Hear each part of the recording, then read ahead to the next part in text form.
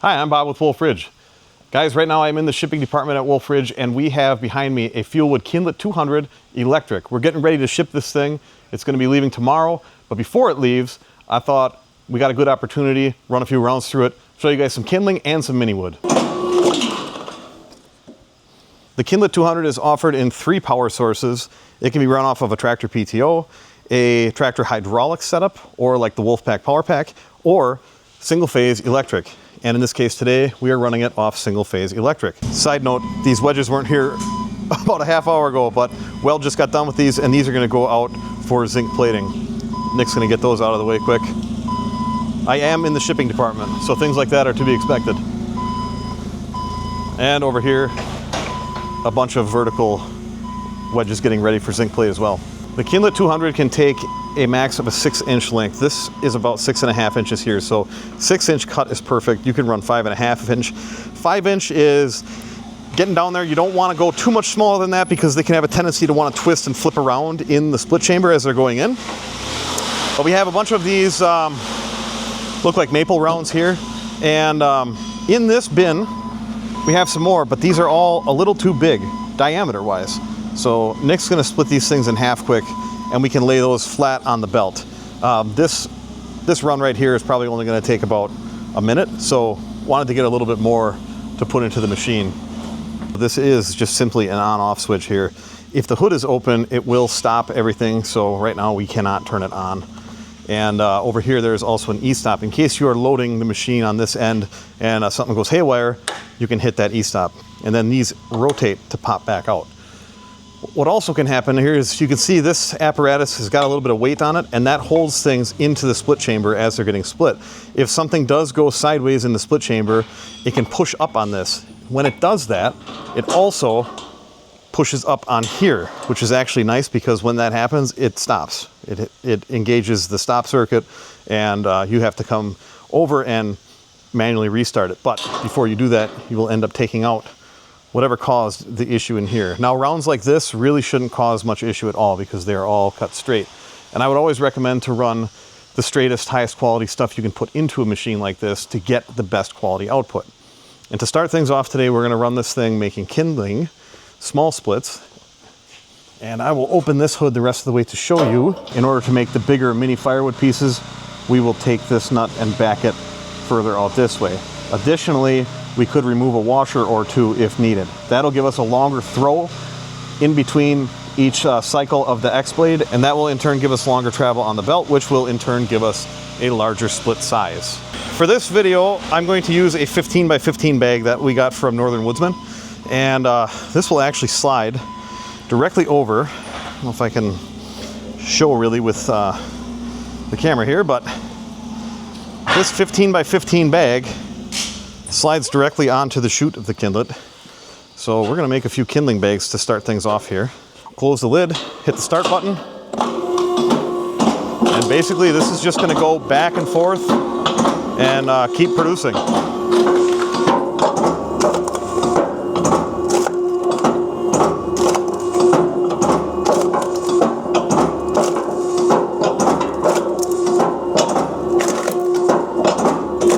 Kind of making mini wood, so I don't know that I'm going to make much of an adjustment.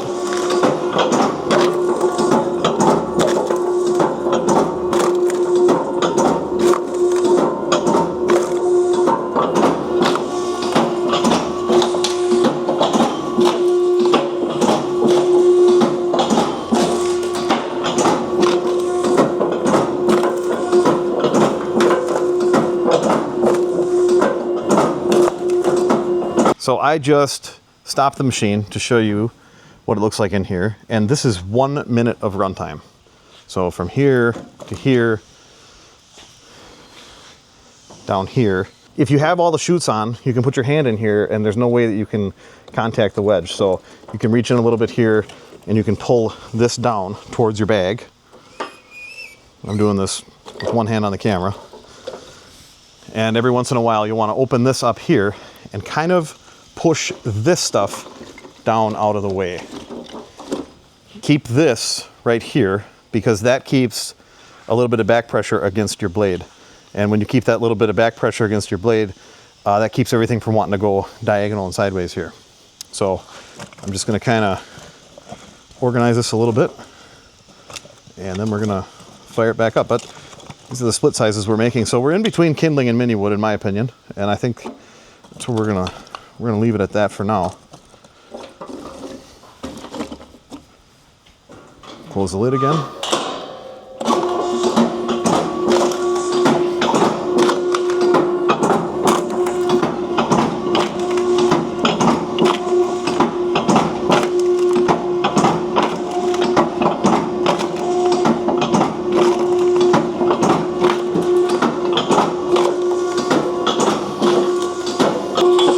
Now again, you can see it piling up.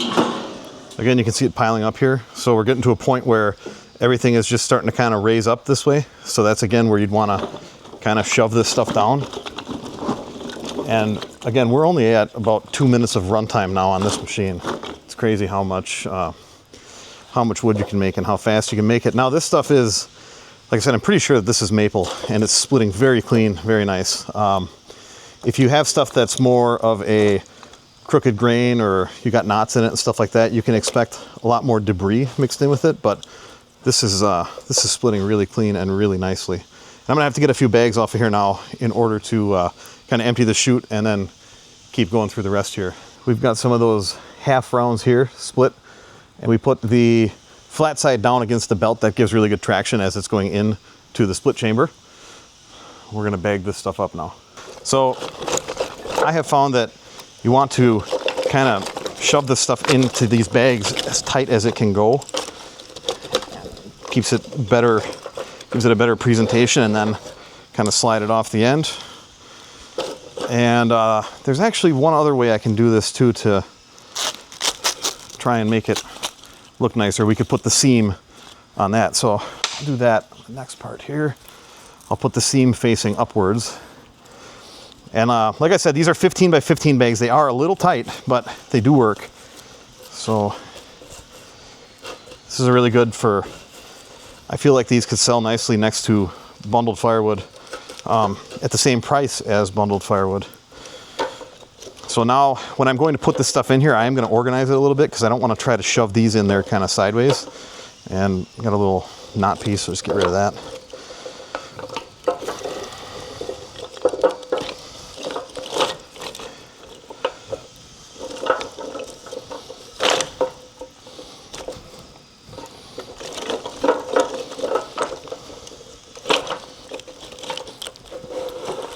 Pull that off. We have kind of a nice looking bag here of, I would say this is in between kindling and mini firewood. And while this is wet right now, probably in a week or so, this will be nice dry stuff, ready to light fires or have fire in a tabletop fire pit. Use it in a pizza oven. I have found that this split size works very well in the little wood-fired pizza ovens. And again, this is kind of what we're looking at for split sizes here.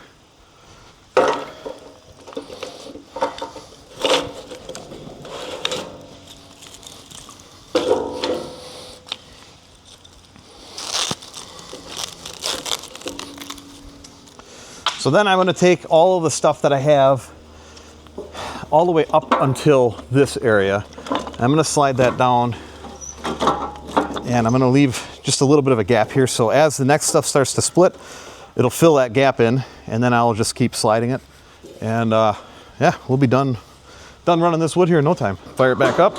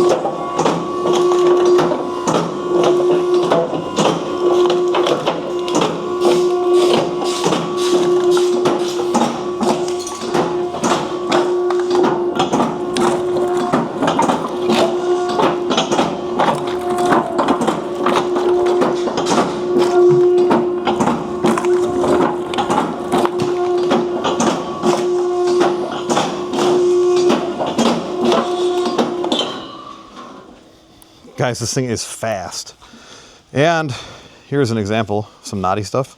It'll still do it, but you'll end up with a big chunk in between all of your good stuff. And then a little bit of this happens, right? Where just have a little bit of mess. But look at all the stuff that we just made here. And I brought 5 bags down here to do a sample with. Now, all of this is going to go into this engine box here. So just push this in.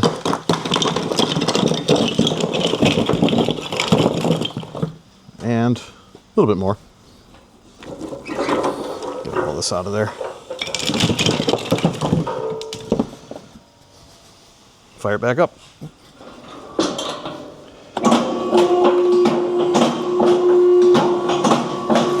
And we've only got a few half rounds left here. Let's see how much it advances each time.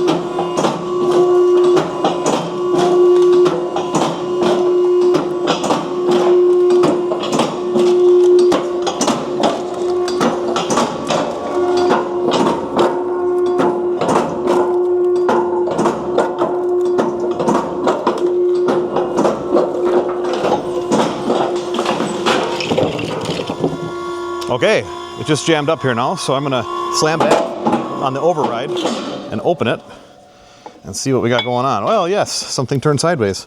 So I'm gonna have to turn this back on with the camera not in my hand, and I'll have to hold this override lever. What that will do is it'll send the X-blade home. So I gotta hold this and then hit the stop button at the same time. So I'm gonna put this back down, I'm gonna put this back down, and this, I want to send the blade home.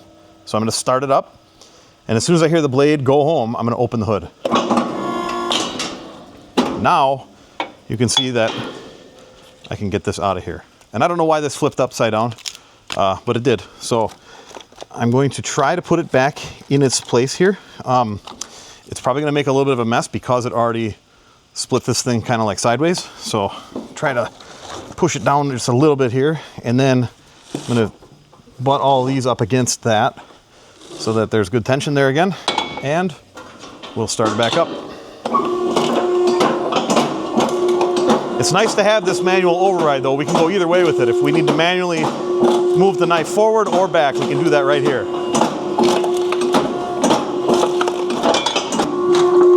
We're at the end now, and what can happen at the end of your run is the stuff might just want to go forward and backwards. So I've used a stick before to kind of push in on that last piece. But so far, it's doing all right. We have basically just these 2 pieces here, and this is what I'm saying. What can happen is this stuff might just want to end up going back and forth and make a bunch of fine kindling. In fact, it kind of started here, you can see. But that's no big deal. That's just at the end of your runs, basically. So we'll try to put that stuff there, and I'm going to start it up one more time and try to see if we can make those split into something.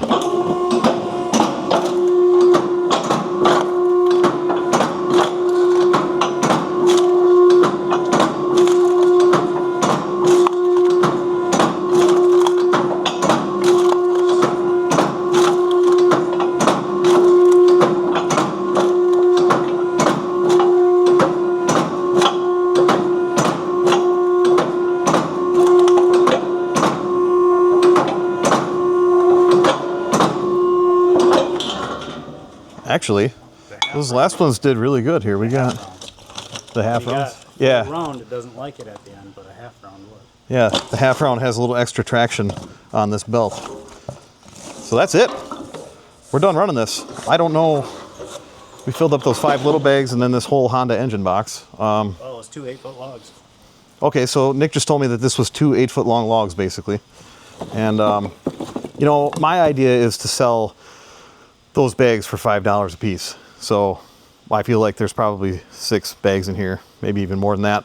So that's a fair amount of wood for not a whole lot of work with the Kindlet 200. I would say that we probably only had about 5 minutes of total runtime in this. And like Nick said, that was 2 8-foot long logs from our pulpwood pile that he cut up to run through this Kindlet 200. And they were pretty nice stuff. You know, we got a few pieces towards the end where things kind of wanted to flip. and you know, get some of that mixed in with it. But otherwise, we ended up with a lot of good, I would call this mini wood. Some people would call it kindling. We're kind of set right in the center of where I think that adjustment should be. If you wanted to make mini firewood, so the bigger splits, all you have to do is back off that nylock nut. And if you wanted to make smaller kindling, you got to tighten it. So you could make stuff that lights really easy. Like I said, I think this stuff is still pretty wet, but I think in a few days, probably by the end of the week, we leave that stuff sit outside, it's gonna be ready for some tabletop fires. So like I said in the beginning of this video, that Kindlet 200 is heading west. I wanna thank Rick for the business on that. These machines, we just got in. I got a Kindlet Pro behind me here. This one is a TRH, so that'll run off of tractor hydraulics. We will be running it off of the Wolfe Pack at the upcoming International Expo, and this machine is available. And right behind me, we also have a 3-phase 480 volt Kindlet Pro. Now, the Kindlet 200 that we talked about earlier in this video, that is single phase, so it'll work pretty much any house that's got electricity. The Pro requires 3-phase, that's a little bit more involved. But the Wolfe Pack has been an awesome solution on the TRH models. Our next show is the International Expo in Cortland, Ohio, in the beginning of June. We're really looking forward to that. Joe from Ohio Woodburner is the host for that show. We're gonna have these Fuelwood machines there. I will also have the Splitta 600 there with a ton of Wolfe Ridge stuff. There's a few splitters that aren't yet spoken for, so if you're interested in something, give us a call. Talk to Ben, talk to David, talk to myself, and we'll let you know what's available. You can get your name on it. If you'd like more information on any of the products that we offer here at Wolfe Ridge, including pricing, tech specs, photos, videos, dealer locator, event schedule, and more, please check out the website, www.wolferidgemfg.com. I want to thank you guys for watching. As always, thank you for the support.